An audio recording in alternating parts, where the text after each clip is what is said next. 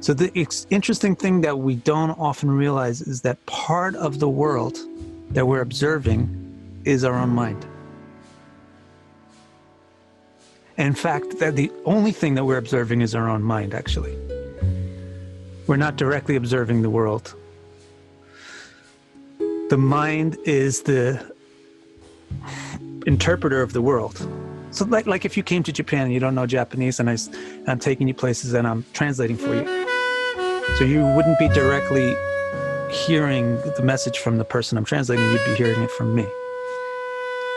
So that's what the mind is, like the translator of the world to the consciousness. It's the intellect does it and presents it to the mind, and then the consciousness observes the mind. That's Mercury. Mercury is the intellect, the translator. The mind receives all the translations and then reacts to them, emotions, and then the observer mainly observes the mind. So we philosophers or scientists will just think that we're just the mind.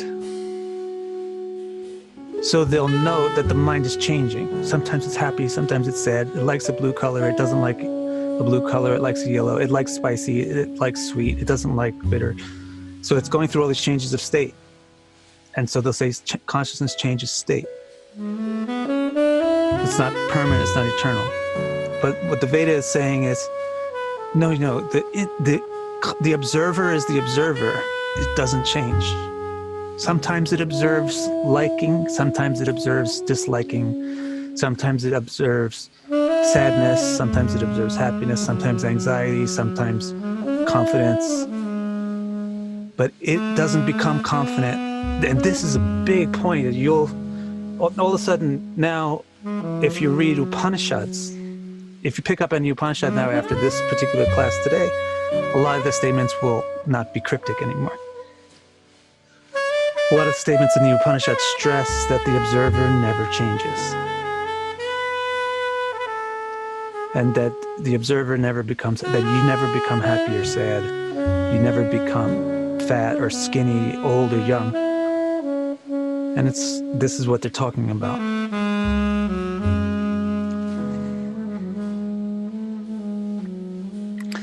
So is this good? You understand? It's actually to realize that there's the world, there's the consciousness, and there's this layer in between called mind, which has a lot of qualities of consciousness and can be mistaken for consciousness.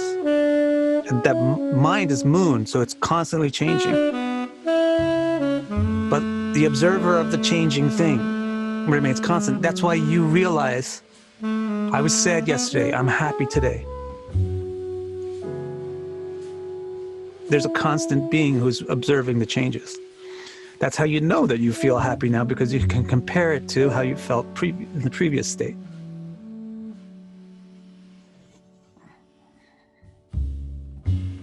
Good.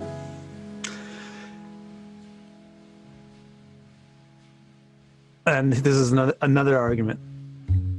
Objects do not create observers, but observers create objects. This is just so part of the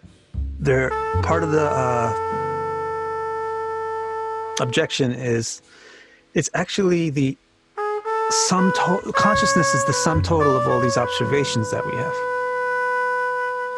It's not a thing unto itself, but it's just we kind of all of these things, like one day you experience being happy, another day you experience being sad, all of that adds up to make you you. All the stuff that you've experienced over your life adds up and makes you who you are. So in this way, your life and the things that you experience and the things that have affected you create you. But the Vedas say not exactly. They create your mind, which is the filter through which you live. So it feels like you. But actually the liberating thing, the thing that will liberate you, is to realize it doesn't create you. It creates your filter. It creates your experiencing layer. And you create, but you are the one that creates the layer. So like Fuji, for example, makes film. Now I could take a picture of a tree, I could take a picture of a bird, I could take a picture of a kid. Well, I could take a picture of whatever I want with the film. So I create the actual picture, but Fuji creates the film. So the soul is like Fuji, and me, the photographer, is like the experiences that I have in life. Right? The consciousness creates this thing called mind, or manas, or chitta, which is the film. And then all the objects imprint themselves, the experiences that we have imprint themselves on the film. So what is really creating the picture? It's a combination of the two, but without the consciousness, there's no film. These things are not going to make it. They don't have anything to make impressions on. So you can change your. It's empowering and liberating to realize, you know, I'm supplying this film if I want. If I do have the power. If I could learn how to harness it, to change the film. Get rid of the old film, bring in a new film. Get myself separated from this film. This is my film. Because the nature of consciousness is to blend with everything, merge with everything, unite with everything. Because it wants to experience, and experience means uniting. The nature of consciousness is to blend with everything, just like when you go to a good movie. Because consciousness will invest itself into the thing that it's observing and feel as if it's one with the thing that it's observing. Because that's how you experience things. So that's why consciousness seems like it's going through all these kind of changes, like the moon. It's constantly changing. I feel happy, I feel sad, I feel nervous, I feel excited, I feel confident, I feel, you know, so many different things you could feel. I'm seeing something good, I'm seeing something bad. But it's just the investment of the consciousness into the observation that makes it feel like the consciousness is changing. And that's what's actually exciting. You don't want to feel like something that never changes and never grows, never decays. It's boring, always eternally constant. So consciousness creates things that change and invests its observation into it and then gets excited. So God is not affected by Maya Baladevi as not affected in the same way that we are. God is affected in the same way that I was at the movie. I wanted to be affected. I go to the movie because I want to be affected by a movie. I don't want to go to a movie because I don't want to feel anything. If I go see a romantic movie, if I go see Star Wars, if I go see 007, I want something, excitement, something, right? So I'm going to the movie because I want to be affected by its Maya. So God can be affected by Maya like that. Maya means magic, intoxicating power. But it's different than the way we get affected by Maya, where we don't realize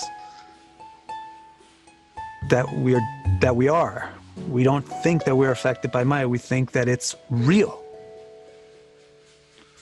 Kind of like in the same way that a child or somebody that hasn't really grown mentally into an adult can be terrified by a fear. You can be terrified. You cannot comprehend that it's not real.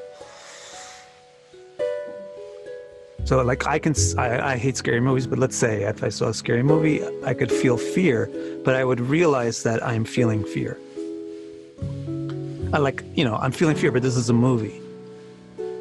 Whereas a child wouldn't be able to process it. They would just be terrified by the fear. So the child is like us. The way that we are affected by Maya is we don't even really realize that it's Maya. We actually experience that it's just real. We think that we're being changed by the events. But God, or any entity that's on God's platform there, which means existing in reality, plays with Maya. So some objects delight the perception, others disgust it. The delight and disgust happens in the layers that are over our consciousness, not in the consciousness itself. The consciousness isn't changing, the mind is changing, and the consciousness is observing the mind. And the mind sometimes might be contracted, expanded, depending on what kind of body. The tools might be contracting or expanding, big tools, small tools, good tools, bad tools, good for this, bad for that. But the consciousness is one singularly pure thing. And so The consciousness that's in a snail is the same as the consciousness that's in me. The living entity that's in a bacteria that I have to kill to survive is the same that's in me. It's just that it's got a completely different set of layers over it. So that's the different filter? Right. And so hence, consciousness is advaya, it's one thing, but it's manifesting in so many different ways based on the different ways that it gets filtered. They say in various places, Upanishads and Puranas, it's like light coming through a window. The quality of the window affects, that's where I got this whole analogy from. The quality of the window affects the way that the light comes through. There you go. And that's our third session.